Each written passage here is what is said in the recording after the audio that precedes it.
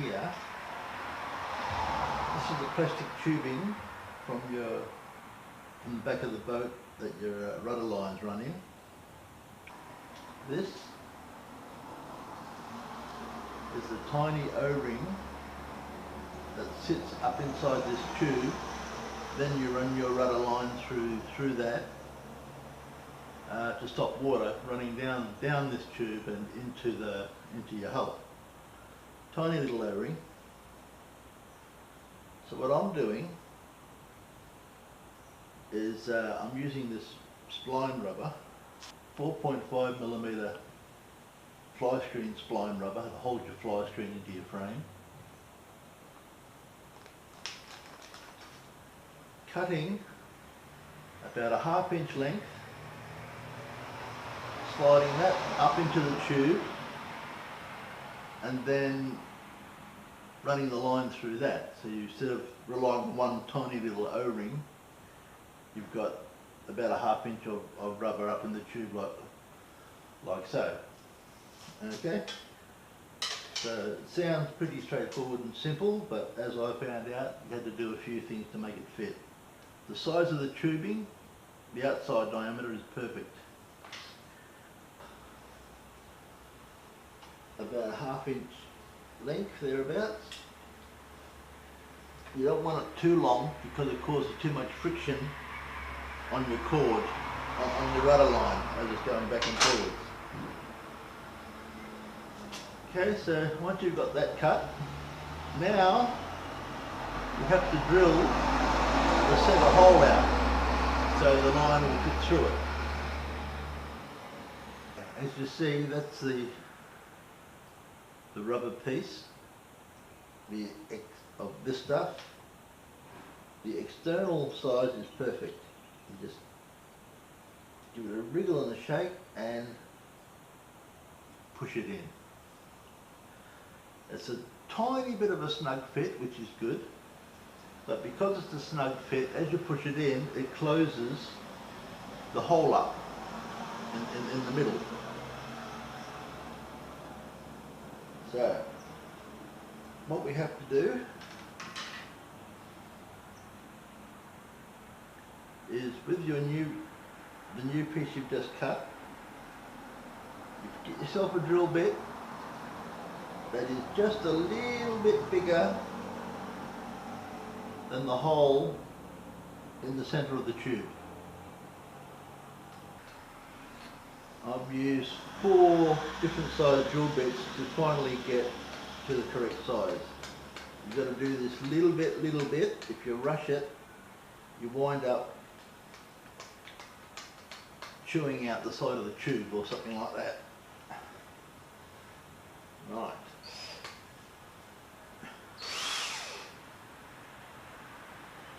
Get your small length of tube, slide it onto the drill bit. Now when you're doing this, don't hold it in one spot and grip it tight and drill, or you wind up chewing out the tube either side because of the force of the grip. Just let it go so you've got it in different spots. Okay. Give it a bit of a ream out. Take it off, turn it over. It doesn't so much drill the hole out as wear the hole out.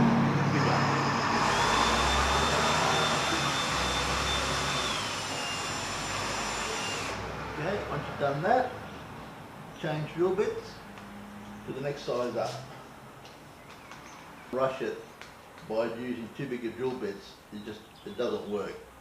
The rubber grips the tubing and you wind up not drilling anything but jamming the rubber and chewing it out. So just slowly.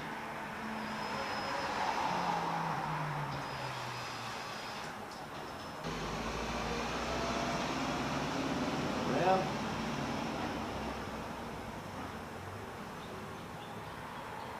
And come in from the other way. Now don't bore into this, just quietly take your time. the drill bit, slowly grind away at it. Once you've got it a little bit loose,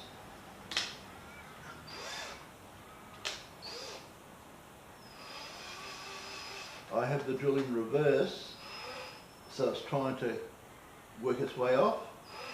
But you just hold it on, as it's trying to come off you push it down, and it just helps to drill the rubber out a bit. Okay, so then that's feeling pretty good. We go to the next drill bit size, and you quietly go again.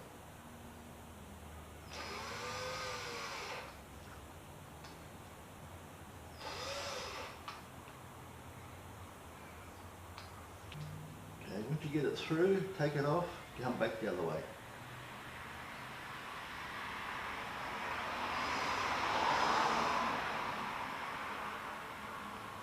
Once again, don't grip it tight in one spot for too long, or you unevenly chew the tube out. Alright, put the drill in reverse, and work the rubber.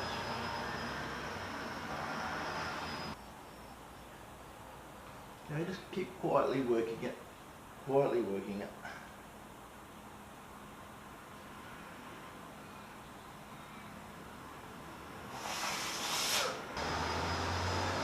Remember, don't hold the rubber in one spot, keep moving around, otherwise if you hold it there and just keep drilling, you wear top and bottom out.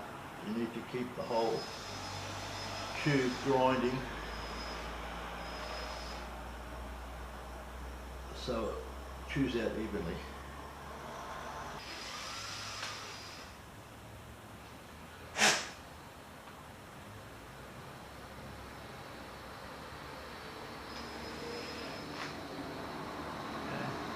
After a while it just starts to slide on all by itself. You don't have to force it anymore. Alright, up one more drill size. My final drill size.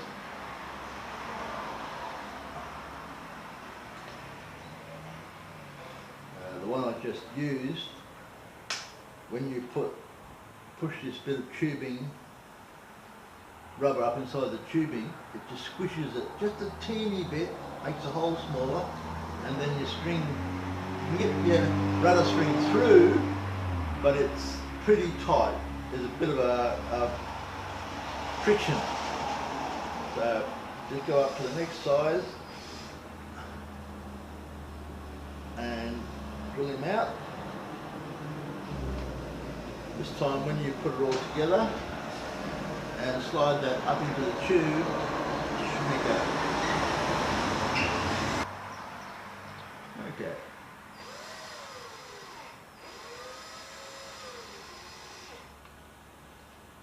Okay, so we're a forward drill and we just very quietly, remember to keep letting it go, let it spin so you don't chew out the side of the tube.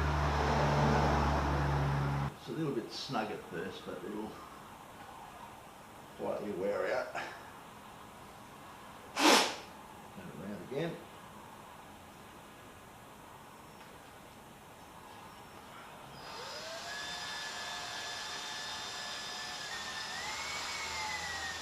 There we go.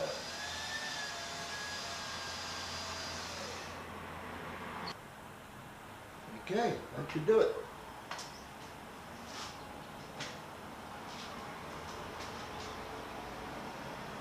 Grab your bit of spring. This is 2mm spectra line.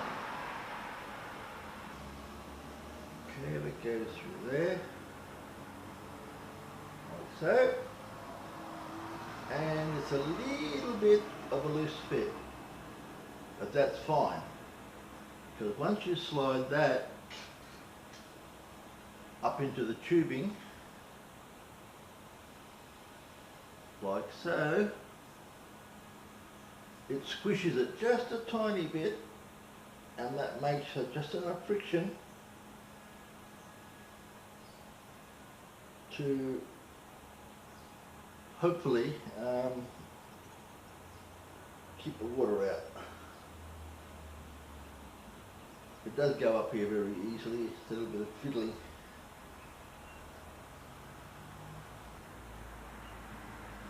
There it goes. Now, tap him home. Like so. Up it goes.